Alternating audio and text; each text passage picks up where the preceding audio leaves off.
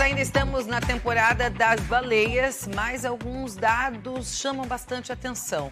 Santa Catarina é o estado que registrou o maior número de encalhes de baleias jubarte só este ano. O projeto Baleia Jubarte fez um levantamento para avaliar o número de baleias que encalharam e morreram no Brasil em 2021. No total, 98 baleias encalharam no país até esta quarta-feira. Aqui em Santa Catarina, 33 animais encalharam e morreram, o maior número registrado no Brasil. Quem está morrendo principalmente são animais jovens, animais que não estão na idade de reproduzir ainda. A gente tem observado animais magros que estão vindo em direção à costa buscar alimento, buscar peixe, camarão, e com isso eles vão nas mesmas regiões que os pescadores estão utilizando para pesca. E acaba acontecendo muitos casos de baleias morrerem emalhadas em equipamento de pesca, mas também casos de baleias morrerem em função de doenças. A temporada das baleias costuma ir de julho a novembro em Santa Catarina. De acordo com especialistas, julho foi o mês com o maior número de encalhes, 48, mas o número total ainda pode aumentar. Normalmente, o mês de agosto é o mês com o maior número de encalhes aqui no Brasil. Então, a expectativa é que esse número ainda cresça nesse mês de agosto e depois comece a ter um declínio a partir de setembro.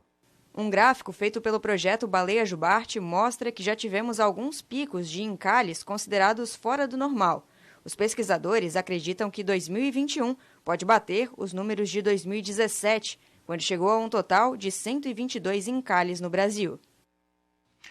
Terminou a temporada da pesca da tainha 2021 e o total retirado do mar foi superior ao retirado em 2020. De acordo com a Federação dos Pescadores do Estado, foram capturadas até o dia 31 de julho, nas modalidades artesanal e industrial, 1.831 toneladas de tainha, 611 a mais em relação à safra de 2020. A pesca da tainha é regulada pelo Ministério da Agricultura, que libera embarcações e define o máximo de peixes que podem ser pescados. A safra da tainha começou em 1º de maio, na modalidade arrasto de praia.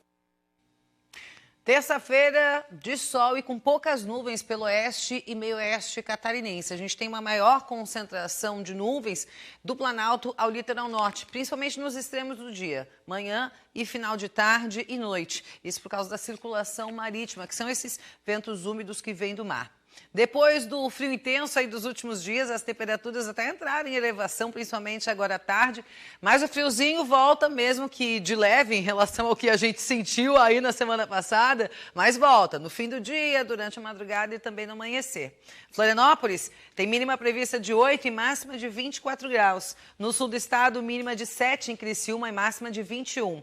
Pela Serra Catarinense, mínima de 6 graus em Urubici, máxima de 20. E lá no Vale do Itajaí, mínima de 9 em Blumenau, máxima de 22 graus. Amanhã, quinta-feira, as condições serão bem parecidas com hoje, viu? A gente vai ter aí um tempo mais aberto pelo oeste e meio-oeste e com um pouco mais de nuvens do Planalto ao litoral, nuvens que estarão mais presentes no início e no final do dia.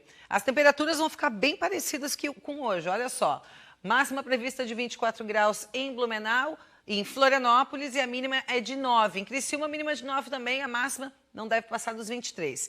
Em Urubici, na Serra Catarinense, mínima de 8, máxima de 21. E em Blumenau, no Vale do Itajaí, a mínima é de 11 graus e a máxima de 22. E segundo a Epagre-Sinança, a condição ela deve permanecer pelo menos até domingo. Olha, agosto é o mês dedicado à promoção do aleitamento materno, que é considerado aí o alimento de ouro pela Organização Mundial da Saúde. Por isso, desde segunda-feira, o assunto tem espaço aqui no Meio Dia Catarina e hoje chegou a vez de ouvir alguns depoimentos de mamães sobre a amamentação. Gestação, eu lia muito sobre a amamentação, eu pesquisava bastante, eu fui bem orientada para que tudo pudesse fluir da melhor maneira possível, porque a gente tem muita dúvida, a gente tem alguns medos em relação a isso. Sabemos que não é todas que conseguem ou podem, e eu tinha muito esse desejo de amamentar. Quando o Theo nasceu, eu fiz consultoria de amamentação para que tudo pudesse fluir assim da melhor maneira possível, e fluiu. Continua fluindo. Hoje o Theo ele tem 11 meses e ele continua mamando. Não é mais exclusivo, pois ele já come, a gente continua no aleitamento materno. Em fevereiro desse ano, nós tivemos Covid e eu fui orientada pela minha médica a continuar com a amamentação, pois o nosso corpo é tão sábio que ele entende que algo mudou e ele produz anticorpos para o bebê. É maravilhoso, assim.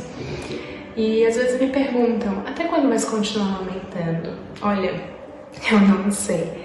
Enquanto for bom para ele, for bom para mim, nós vamos continuar com a amamentação. Porque é incrível, assim, é mágico, é uma experiência maravilhosa. E a cada sorrisinho, um olharzinho, uma mãozinha, não é mais apenas sobre o alimento. É, assim, um amor, um carinho, um afeto é indescritível, assim, eu amo, é magnífico. Ai, Ana, fiquei até arrepiada te ouvindo agora, porque eu sou mãe, eu também tive o privilégio de poder amamentar minha filha, então eu sei exatamente o que você está sentindo. Não é mais sobre a alimentação, porque já passou desse período, né? É sobre esse contato, é um amor infinito e é realmente maravilhoso. Mas quando a gente fala, obrigada, tá, Ana, pelo teu depoimento, quando a gente fala de maravilhoso, tem algumas mamães que já passaram ou que estão passando pelo processo de amamentação e falam assim, não, mas peraí, nem tudo são flores. Eu posso falar que eu sou uma pessoa que pode dar esse depoimento também, porque nem todo mundo consegue amamentar o seu bebê sem sentir dor, sem nenhum problema ali no processo, mas o amor que a gente sente pelos nossos pequenos é tão grande que a gente faz questão de superar tudo isso e continuar amamentando. Eu vou conversar agora com a Fernanda, que é uma pessoa que passou exatamente, está passando ainda por isso, até vou esclarecer aqui, que agora eu fiquei na dúvida se tu ainda está tendo aquela dificuldade na amamentação ou se foi uma coisa que já passou. Conta um pouquinho aí da tua história pra gente, mamãe.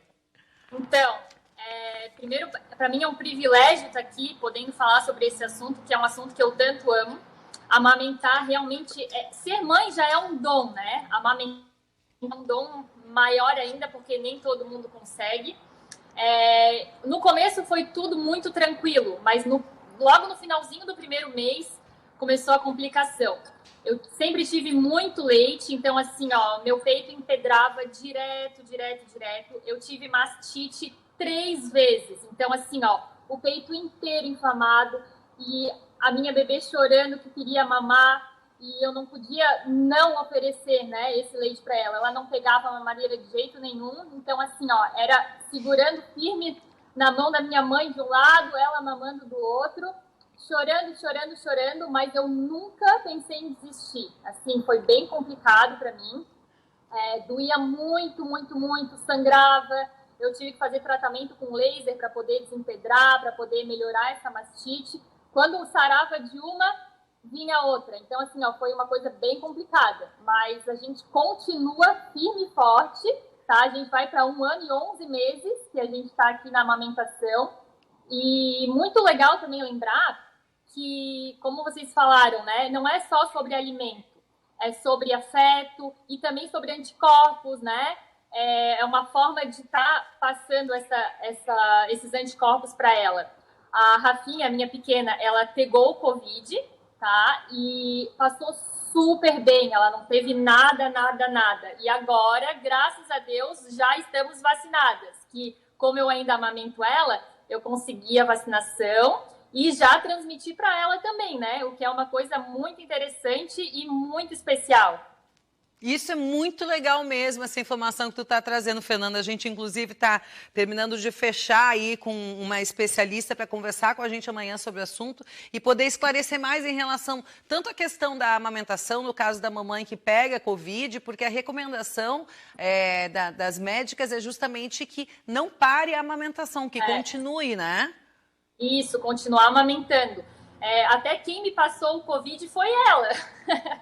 Mas continuamos firmes e fortes, passamos super bem, e isso é muito importante, né? Porque a gente sabe que a gente está conseguindo manter essa relação de vitaminas, anticorpos, é muito especial. E eu recomendo toda mamãe que tem essa capacidade, pode amamentar, que amamente, porque é muito importante para o seu filho. É muito importante, né, Fernanda? Amanhã a gente volta a falar sobre a relação amamentação e Covid, mas quero conversar mais um pouquinho sobre a questão da amamentação com a Fernanda. Eu me identifiquei muito contigo, porque eu não cheguei a ter mastite, né? Mastite o nome. Eu não cheguei a ter isso, mas eu tive um outro problema, que é quando racha, o peito sangra. E era assim, ó, a Valentina mamava e a lágrima escorria, porque doía muito. Mas eu tinha exatamente a mesma coisa que tu tem, assim, que tu sempre teve durante esse processo. Para mim, não existia a mínima possibilidade de eu desistir da amamentação por causa daquela dor. Eu falei, eu vou superar, mas eu vou amamentar minha filha. E com o tempo passou. Eu acho que isso serve de incentivo, de repente, para alguma mamãe que está passando, ou que vai ter seu bebê daqui a pouco e vai passar, porque nem sempre a amamentação vai ser tudo flores, tudo bonitinho. Às vezes a gente passa por esses processos mais difíceis. Mas o importante é não desistir, né, Fernanda? É bem isso. Normalmente as pessoas falam sobre a gestação, a maternidade, a amamentação, como se fosse sempre uma coisa muito maravilhosa, mas nem sempre é. Então as mães acabam se frustrando porque é algo novo e elas pensam, nossa, mas parece que é tudo tão lindo para as outras, por que para mim é assim? Mas não é, a gente tem que sempre conscientizar as outras mamães de que sempre vai ter um pouquinho de dificuldade. Mas assim, é um serzinho tão pequeno que depende da gente, se a gente consegue... Ai, travou. E a gente é forte, a gente... Caiu, travou, caiu. Ai, gente, ao vivo é assim. Mas, Fernanda, muito obrigada pela tua participação. A gente vai combinar aí de você voltar aqui para conversar com a gente no meio-dia, Catarina. Adorei teu depoimento. Gente, obrigada pela companhia de vocês. Amanhã eu volto a partir do 12h40 te esperando aqui ao vivo, tá bom? Combinado? Tchau.